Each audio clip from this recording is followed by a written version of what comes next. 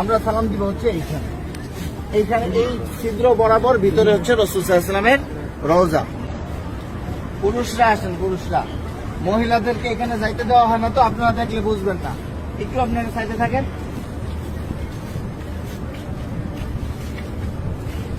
আমরা ভিতরে যাব হচ্ছে এইভাবে, আমাদের বাম দিকে থাকবে রওজা।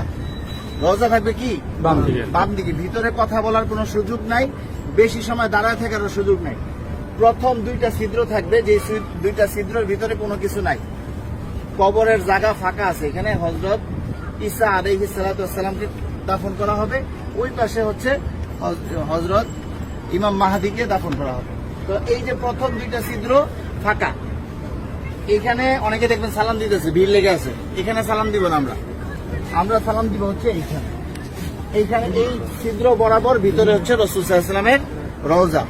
এই জায়গায় সালাম দিব, দেখবেন যে এরকম যেই ছিদ্রটা, এইটার সাথে কিন্তু কোনোটার মিল নাই, ঠিক আছে? এই বরাবর নবীজিকে সালাম দিতে হবে। রাসূল সাল্লাল্লাহু আলাইহি ওয়াসাল্লাম এখানে জীবন্ত অবস্থায় শুয়ে আছেন, ডান কাত হইয়া, নবীজির মাথা এদিকে, পা হচ্ছে এদিকে, ঠিক আছে? রাসূল শুয়ে আছেন, উম্মতের সালাম গ্রহণ করতেছেন, হ্যাঁ, সরাসরি সালাম গ্রহণ করতেছেন। তারপরে এখানে আবু বকর রাদিয়াল্লাহু আনহুর কবর, এই বরাবর এখানে আবু বকর রাদিয়াল্লাহু আনহুকে সালাম দিতে হবে। কিভাবে সালাম দিব? নবীজিকে কিভাবে দিব? আসসালাতু আসসালামু আলাইকা ইয়া রাসূলুল্লাহ, আসসালাতু আসসালামু আলাইকা ইয়া হাবিবাল্লাহ। যতটুকু বেশি আমরা পারি বলার চেষ্টা করব। সালাম দেওয়ার সবচেয়ে সুন্দর সময় হচ্ছে রাত্রে 10:30টার পর থেকে নিয়ে রাত্রে 1টা-2টা পর্যন্ত ফাঁকা থাকে, ভিড় থাকে না।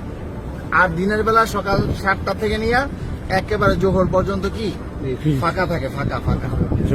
আসরের সময় থেকে নিয়ে এশারের পর পর্যন্ত কি থাকে? ভিড় থাকে। যত বেশি পারেন নবীজিকে সালাম দিবেন। যদি সালাম কবুল হয়ে যায়, আল্লাহ নবী বলতেছেন যে আমার রোজায় যে সালাম দিল তার উপরে, আমার উপরে ওয়াজিব হয়ে যায় তার জন্য হাসরের ময়দানে সুপারিশ করা। আমার সালামটা যদি গ্রহণ করেন নবীজি, তাহলে আমাদের এইটা নাজাতের উসিলা হয়ে যেতে পারে। যাই হোক, বলতেছিলাম এই বরাবর আবু বকর রাদিয়াল্লাহু আনহু, আবু বকর রাদিয়াল্লাহু আনহু মাথা এদিকে, পা এদিকে। নবীজির মাথা এখানে, রাসূলের পা এই পর্যন্ত আসছে।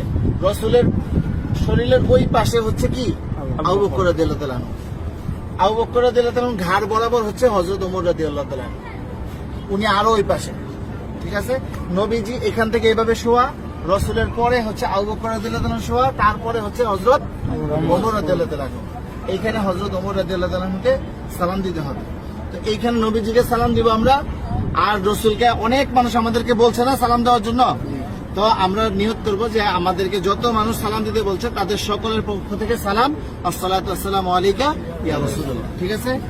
তারপর আবু বকর রাদিয়াল্লাহু তাআলাকে সালাম দিব, হযরত ওমর রাদিয়াল্লাহু তাআলাকে সালাম দিব।